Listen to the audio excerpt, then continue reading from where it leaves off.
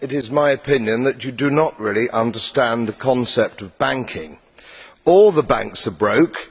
Bank Santander, Deutsche Bank, Royal Bank of Scotland, they're all broke. And why are they broke? It isn't an act of God. It isn't some sort of tsunami.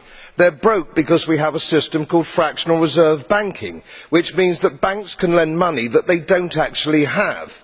It's a criminal scandal and it's been going on for too long. To add to that problem, you have moral hazard, a very significant moral hazard from the political sphere.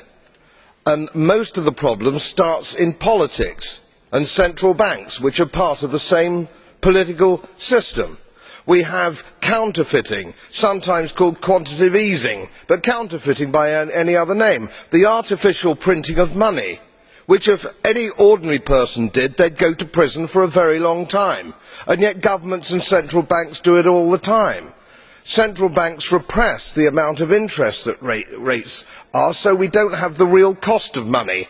And yet we blame the retail banks for manipulating LIBOR. The sheer effrontery of this is quite astonishing. It's central banks that manipulate interest rates, Commissioner. And plus, underneath all this, we talk loosely, in a rather cavalier fashion, do we not, about deposit guarantees. So when banks go broke through their own incompetence and chicanery, the taxpayer picks up the tab. It's theft from the taxpayer.